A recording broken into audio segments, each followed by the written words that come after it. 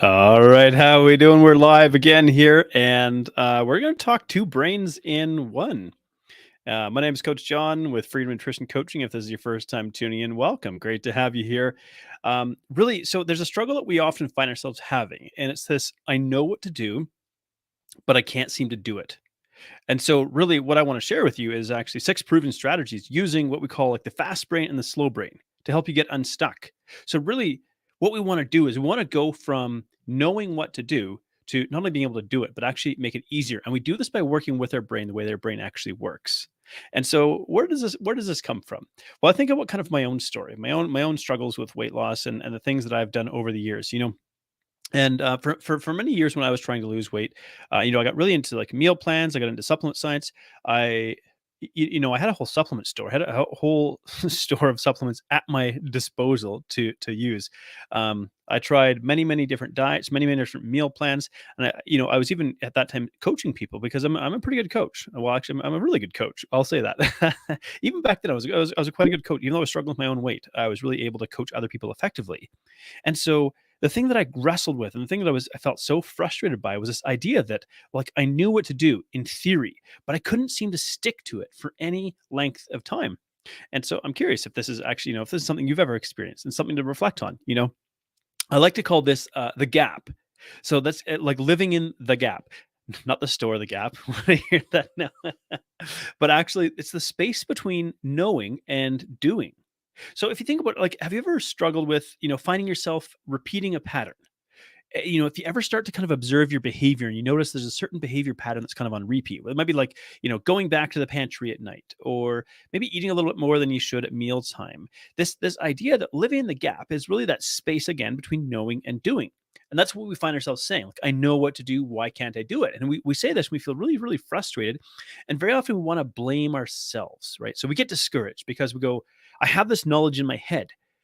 Why can't I seem to effectively apply it? But this is where we talk about having kind of more like two different brain systems. We have a fast brain and we have a slow brain. And we'll call it that way. And neither is better, but it's like understanding how these two systems works really helps us to understand why this is that we struggle like this. So one of the things I think is really fascinating is that our brain makes upwards of 35,000 decisions per day. Now I should have done math before I started going live, but I was thinking 35,000 decisions a day. What is that, like 1,500 decisions an hour? Is that 25 decisions per second? If anyone can do quick math, feel free to comment. That's a lot of decisions to make in a day. Now most of those decisions are being made in the unconscious part of our brain, right? So it's the part of our brain that we don't consciously think about making that choice. Driving home on autopilot. Maybe you drive to and from work and you drive the same route and you've done it for many years, and you could basically do it on autopilot almost with your eyes closed. That's the fast brain, the unconscious brain at work. This is a pattern that's on repeat. But this can also be the emotional part of our brain. It can be irrational, taking shortcuts, making quick judgments. Now, on the upside, this part of the brain will save us a ton of work, right? Because it's doing things again without us having to consciously think about it. And it's also kind of the part of the brain that forms habits. And habits seem to be, ever since James Clear wrote the book Atomic Habits, seem to be a really popular thing. Now, here's okay, because I love the brain. I'm gonna share a nerd fact with you. The brain can process up to, I think, or does process something like 11 million pieces of information per second. Now, I mean, I can't even fathom like 11 million pieces of information per second. Now, thankfully, most of that is happening in the unconscious brain because I think we'd all run around screaming if we were trying to somehow focus on all of this. But that's how amazing our brain is, right? So that's the fast brain. Up to 98% of all of this is taking place in kind of what we call the fast brain. Now, the other side of the coin, the other brain system, if you will, we call it the slow brain. And we're not speaking about it in a detrimental way, but it's the thinking brain. It's the conscious brain, the one where we pause and we think and we reflect and so on. And that's like as little as 2% of our actual brain function. Now, this part of our brain is like the planner, the problem solver, figuring out, well, what is it that we should do and why should we do this? Now, if we think about things like willpower and decision making, they take place in this part of the brain. So they're kind of the function of the so-called slow brain. And so it's kind of like whenever there's a decision to be made, there's a bit of a race between the two brains, if you will. So for example, now if let's say you're confronted with a bear. Well, you don't really have time to sort of consciously process. You're going to act on instinct. You're going to act on whatever, your fast brain tells you what to do. And that's what you need. You need to be able to get out of that situation as safely and quickly as possible, you know. But then on the other hand, what also drives us to use that part of our brain is something like overwhelm. So whenever we feel under extreme stress or duress because we're faced with trying to make a whole bunch of decisions and we feel overwhelmed, well, that will push us into doing most of our decision making with the fast brain. And I like to think about overwhelm kind of like trying to solve all our problems all at once inside our head. And so it's almost like this, the fable of like the tortoise and the hare. When we're living on, when we're living on autopilot, the fast brain is what's dictating what it is that we do. And so if we're always overwhelmed, that pushes us into using that part of our brain, the one that doesn't require thinking. Because if we're overwhelmed, what we're saying is, I don't have the capacity to think about things with this part of my brain, so I'm just going to do whatever is automatic for me. Whatever I don't have to think about, that's going to guide my decision making. Now, the slow brain actually has an advantage though. And the advantage is that when we become aware of a pattern, let's say you become aware that every night you're opening the pantry door at 8:04, and you're staring blankly into the pantry looking for something other than food. You're really just looking for whether it's boredom, but you become aware that this is a pattern that you're doing every night. Well, this is where the slow brain, when you become aware of that, you can actually design a change. And so that's really when it comes to the practical part of what I want to share here. This is getting down to sort of the nuts and bolts, because I think it's cool to have sort of this background information, kind of knowing how our brain works. But then we go, okay, how do we take this and turn this into something practical, something applicable? How do we take this information that we have now and turn it into what we can do? So I want to share with you 6 ways to kind of utilize this idea of design. So taking advantage of the slow brain and how it works as a planner and a problem solver to really bridge that gap between your slow brain and your fast brain. Now, whenever I share, I'm going to share like maybe say 6 strategies here. That's the idea. But you don't have to choose all of them. That's not really the point. The point is I want to give you some ideas to think about, and you can just kind of listen and go, well, which one of these resonates with me? What sticks with me? And that'll give you an idea of maybe what it is you'd like to try. So the first one is this idea of introducing friction. So what we're trying to do is we're trying to slow down an automatic behavior pattern. So I'll give you an example. So where I live, just up the road, I think it's in Crossfields, for those who are listening in Alberta, in Crossfield, just between Red Deer and Calgary, there is a Lindt chocolate store. And if going in there feels like it's almost like a hazardous activity to go into this Lindt chocolate store, because my brain almost goes into overdrive looking at all of these amazing chocolates and all of these different flavors and options. And really, it's not a great place for me to be. So, but we went there one time and we decided, okay, we're going to buy, they had a sale on. It was like 100 chocolate balls for like $25. And these are those Lindt, those red, usually the standard one is like the red foil wrapped one. So, but this was like, choose whatever flavors you want from like I don't know, 20 or 30 different flavors they have in there, up to 100 for like $25, which is ridiculous. And so we ended up buying these. And of course, we buy 100 and we have to split them 50-50. That's how chocolate goes in our household.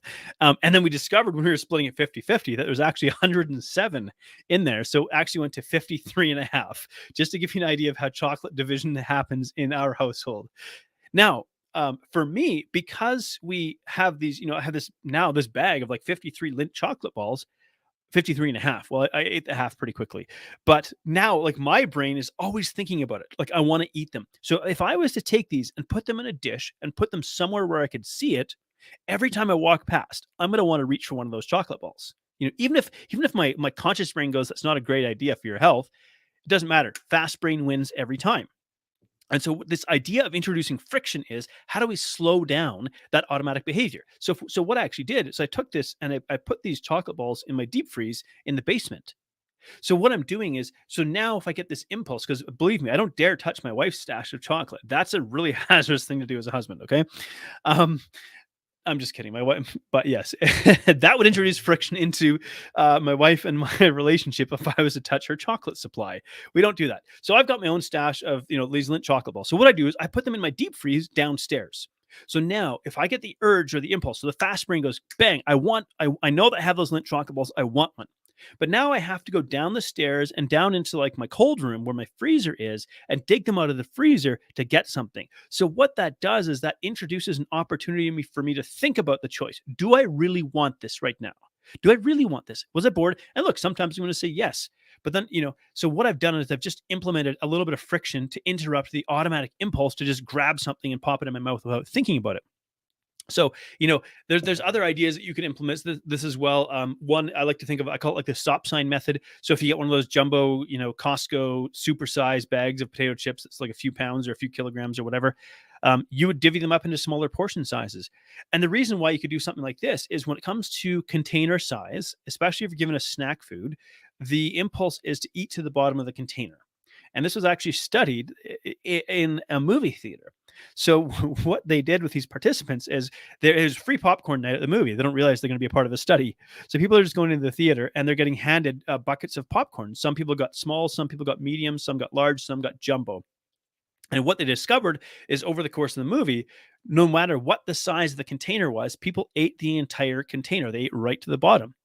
Now, what they didn't know about this, one little twist in this study, was they actually giving them like stale popcorn that was 2 weeks old. It was still safe to eat, but it was just stale. So they were given stale popcorn and they still ate to the bottom, even if they had a jumbo sized container. And so it's this idea that, so we think about this again. Well, how do we introduce friction into that? If that's the pattern to eat to the bottom of the container, how can we introduce a little bit of friction? And it could be, again, putting snacks somewhere else or pre-portioning them or buying pre-portioned snacks. Okay, so that was introduced friction. Number two is what I call like a pattern interrupt, and you're going to see that there is some crossover between these strategies. But number two, I call this a pattern interrupt. So here's what I think about. So I think about if maybe I don't know if you've ever seen like an episode of CSI. It's a crime scene something or other. Anyways, a crime show where they investigate stuff, and I've seen an episode, and the thing that sticks out in my mind is they have this spray.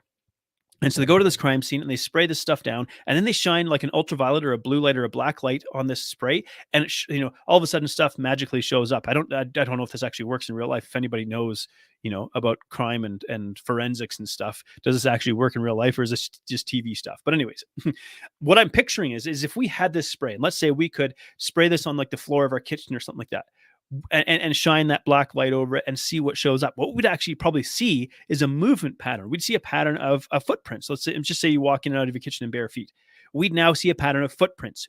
And so what we'd see is we'd see exactly that well-worn path that you walk every time you step into the kitchen. You follow a predictable pattern. Do you open the fridge and stare at it? Do you open the pantry and stare at it? What are you doing? So that's an automatic pattern. That's the fast brain running this.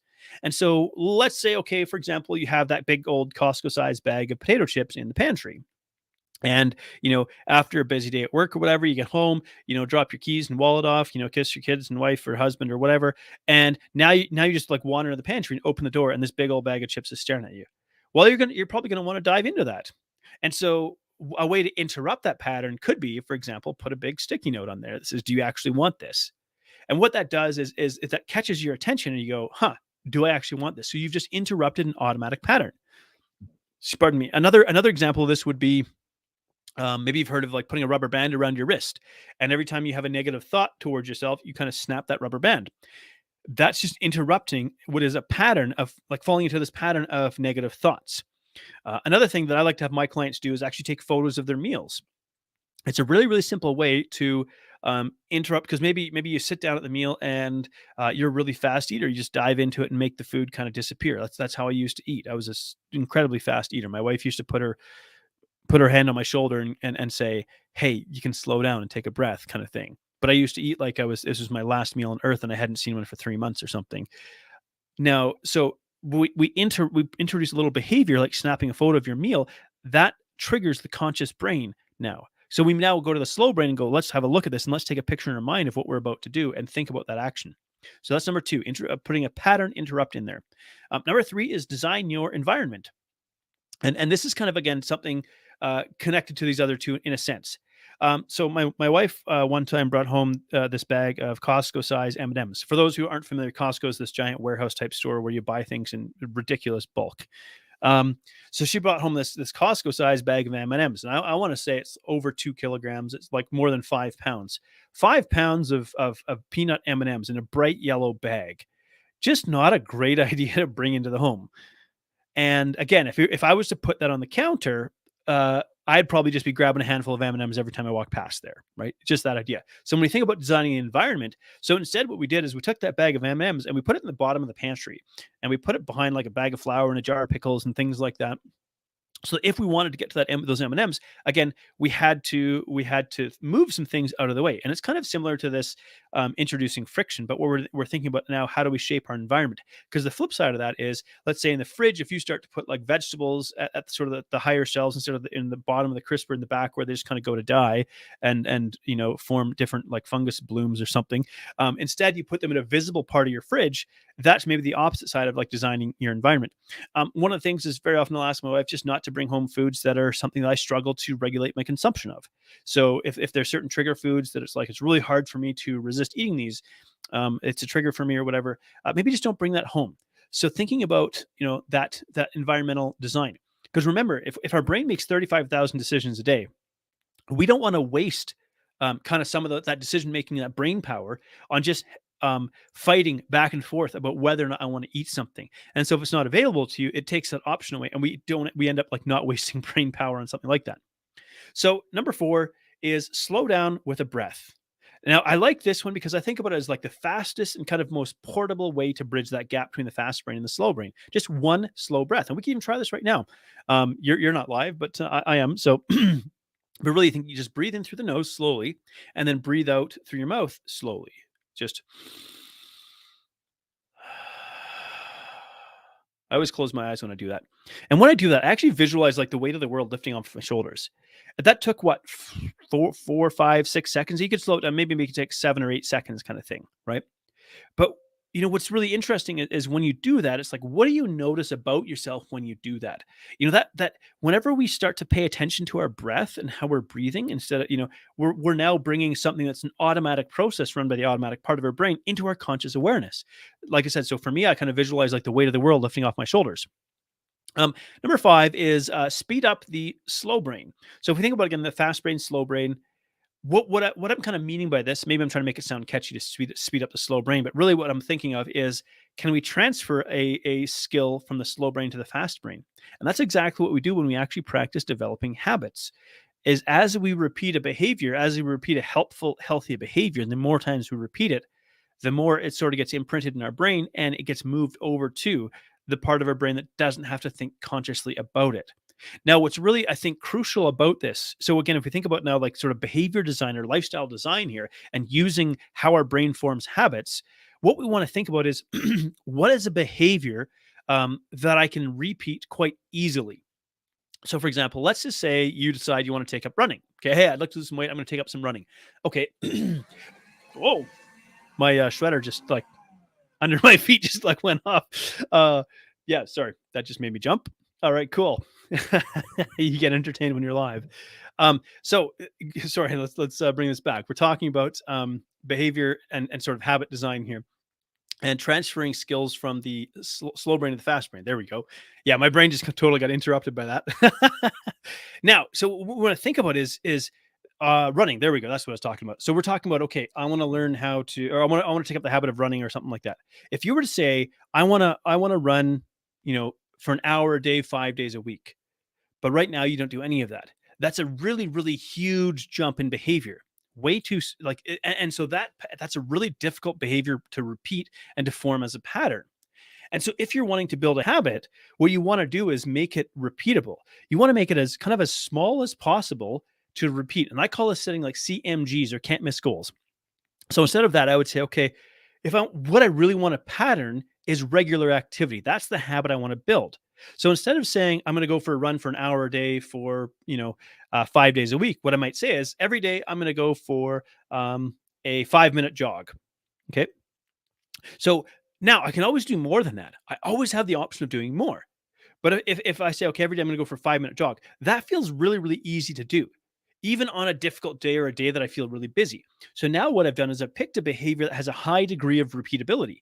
Now, when something can be repeated, the more easy it is to repeat the behavior, I should say the easier it is to repeat the behavior, the more likely it is to form a habit. And so repeatability is really how we can transfer a skill from the slow brain to the fast brain, so we no longer have to think about it. We can look at the kind of like lifestyle design. And number 6 is plan your meals. And I'm not suggesting necessarily that you have to, on Sunday try and make all your meals for the other days. I think for a lot of people, the idea of like trying to portion everything into containers and spending 5 hours or whatever on a Sunday trying to make all of your meals and putting some in the fridge and some in the freezer, that just feels overwhelming and like not actually something that you want to do. But if you can, even just the day of or the night before, think about what you'd like to have um, for that day. What we're doing by planning it, so we're taking advantage of the slow brain planning capacity, and what we're heading off by doing this is the next day reaching dinner time and going, I don't know what I want to eat. I don't know what to do. I'm just too tired. I don't want to think about it. And just making a decision, whether it's, ordering or on whatever those apps are, Uber or Skip the Dishes or something like that. Instead of doing that, you go, well, I actually already have something planned out. So I don't really have to think about it. So by using a little bit of thoughtful time earlier in the day or the day before or something like that, what that does is that means we don't get to that place at the end of the day where it's like, well, I got to eat dinner, but I don't want to eat. I don't feel like making anything. And so on. And so just to recap, because we've touched on quite a bit. Number one was to introduce friction. So what we're trying to do there is slow down automatic behavior. Number two was a pattern interrupt. So just introducing something that would interrupt an automatic pattern, maybe a bad habit that we want to break if we know that we're doing that. Number three was design your environment. So that could be both maybe keeping certain foods out of your house and then keeping other like healthy foods somewhere where they're visible and easily accessible, so you're more likely to consume them. Number four was slow down with a breath. So we call that, or I like to think about that as like the fastest, kind of most portable way to really bring us into the present moment. Number five, I called it speed up the slow brain. But really, it was about developing a habit, making that habit really, really repeatable. And number six was plan your meals. So just think a little bit ahead, so that you don't find yourself stuck making a last minute decision, which is usually going to be impulsive and not that helpful. So for me, very often I use this idea of introducing friction. It's one of the easiest things for me to do. But really, ultimately, what we want to say is, hopefully you see how you can kind of like take back control, utilize both the fast brain and the slow brain, and ultimately knowing how they both work, use them to your advantage to set yourself up for success. So hopefully you found that helpful. Thanks so much for tuning in. This has been another episode of Coach John Live. Let's keep doing this.